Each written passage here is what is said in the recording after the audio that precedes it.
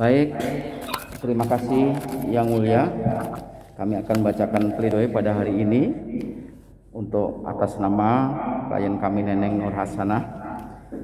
Nota pembelaan pledoi atas surat tuntutan jaksa penuntut umum dalam perkara tindak pidana korupsi nomor register perkara PDS 09 strip SRG strip 08 strip 2021 dalam perkara nomor 20 Pitsus TPK /2021 PN Serang atas nama terdakwa Neneng Nur Hasanah AMD diajukan oleh tim penasihat hukum pada hari Rabu tanggal 12 Januari 2022. Majelis Hakim yang kami muliakan, saudara jaksa penuntut umum yang kami hormati, saudara terdakwa yang terhormat, hadirin sidang yang berbahagia. Puji syukur kami panjatkan kehadirat Tuhan Yang Maha Esa atas rahmat dan karunia-Nya pada kami tim penasihat hukum terdakwa dapat menyelesaikan dan menyampaikan pembelaan pledoi untuk dan atas nama terdakwa Neneng Nur Hasanah AMD dalam persidangan ini.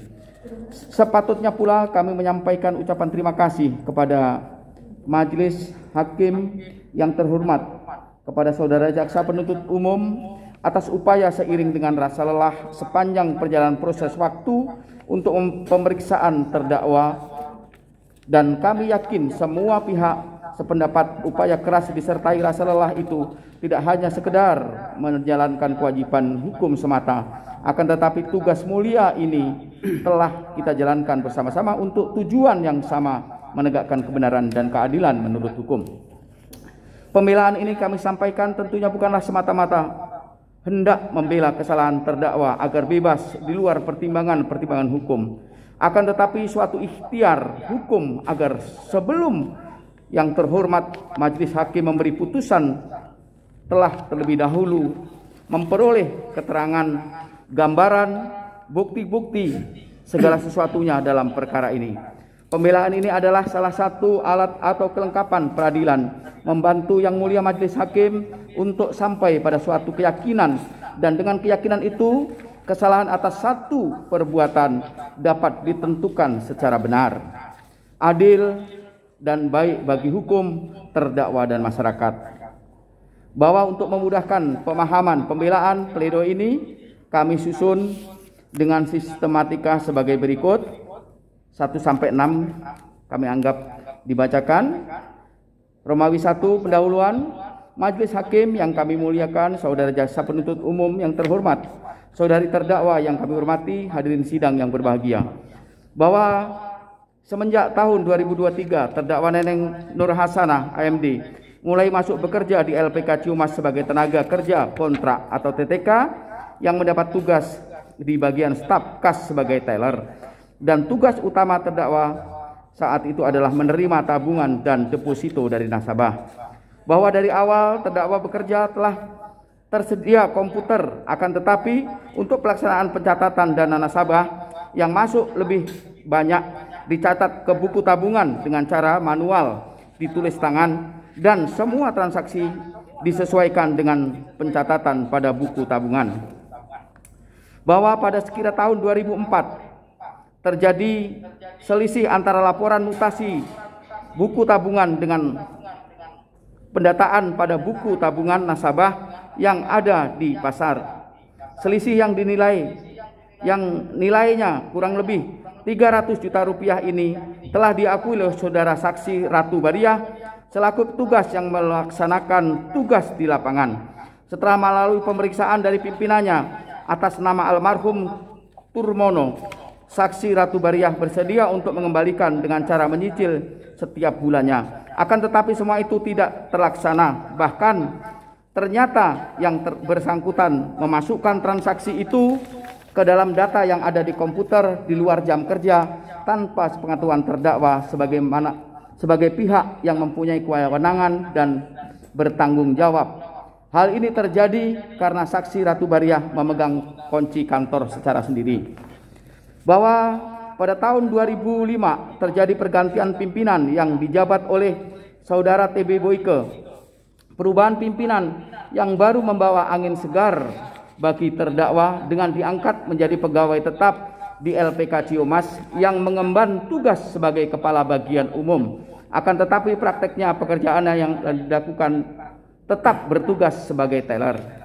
Selanjutnya dalam menjalankan tugasnya, terdakwa Neneng Hasanah AMD selaku teller yang ditunjuk berdasarkan surat keputusan Direktur PD PK Ciumas nomor 880-Cap-76-PD-PK dan bertindak juga sebagai kabak umum berdasarkan SK pimpinan PD PK Ciumas nomor 822-2-11-11-09-PD-PK Ciumas tanggal 2 Februari 2009, bahwa dengan adanya pergantian pimpinan yang baru tersebut tidak mampu merubah kondisi administrasi dan keuangan yang lebih baik, terbukti masih terjadi selisih antara kas mutasi pada buku tabungan nasabah sekolah.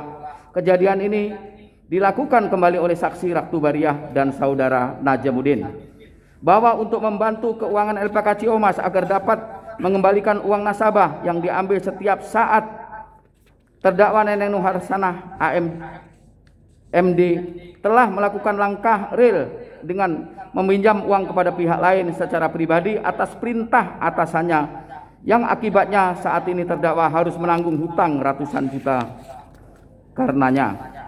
Bahwa setelah berhutang kepada pihak lain yang jumlahnya ratusan juta rupiah, terdakwa pun merasa dirugikan karena atasannya atas nama Tamami telah meminjam uang kepada orang tuanya yang sedianya uang dimaksud untuk digunakan sebagai ongkos naik haji yang jumlahnya juga puluhan juta rupiah yang sampai saat ini pun belum dikembalikan.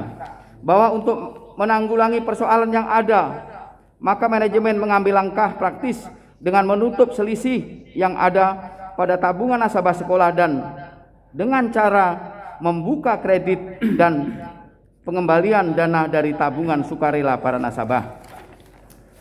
Bahwa untuk menutupi agar seolah-olah antara buku kas dan dana yang ada sesuai, maka manajemen mengambil kebijakan dengan pengembalian uang fiktif nasabah yang tabungannya besar. Bahwa hal seperti tersebut di atas telah terjadi berulang-ulang sehingga akhirnya terjadi audit dari inspektorat dan ditemukan selisih antara catatan uang kas dan buku nasabah yang tidak sesuai karenanya. Bahwa puncak dari permasalahan dan kemelut selisih keuangan yang terjadi pada LPK Ciumas yaitu pada tahun 2016 sampai dengan tahun 2017, di mana nasabah pasar dan nasabah sekolah ramai-ramai menarik tabungannya, dan hal ini yang membuat para pejabat dan pegawai LPK Ciumas disidik oleh kejaksaan dan perkaranya sudah disidangkan, serta semua yang terlibat dalam persoalan ini telah diganjar dengan hukuman yang setimpal dengan perbuatannya. Hal ini juga telah menyeret diri terdakwa masuk sebagai seorang terpidana. Bahwa semenjak kejadian di atas, kondisi LPK Ciumas semakin terpuruk dan akhirnya harus dilikuidasi oleh pihak yang berwenang dengan meninggalkan sisa utang kepada nasabah yang sampai saat itu telah mempercayakan uang kepada lembaga keuangan yang menjadi kebanggaan masyarakat Kecamatan Ciumas dan sekitarnya. Bahwa pada saat penyelidikan dan penyidikan yang dilakukan oleh pihak terkait, besaran dugaan selisih uang tabungan nasabah tidak konsisten dan berubah-ubah jumlahnya. Bahwa dari uraian seperti tersebut di atas jelas telah menggambarkan apa yang sesungguhnya telah terjadi dengan LPK Ciumas yang merupakan badan usaha milik daerah Kabupaten Serang yang dananya disokong oleh pemerintah daerah Kabupaten Serang dan sebagian lagi adalah merupakan kucuran dana dari pemerintah daerah Jawa Barat. Sangat ironis memang badan usaha yang di dalamnya ada dua daerah yang mempunyai reputasi tidak diragukan lagi sampai harus hancur lebur, luluh lantah akibat tata kelola manajemen yang amburadul.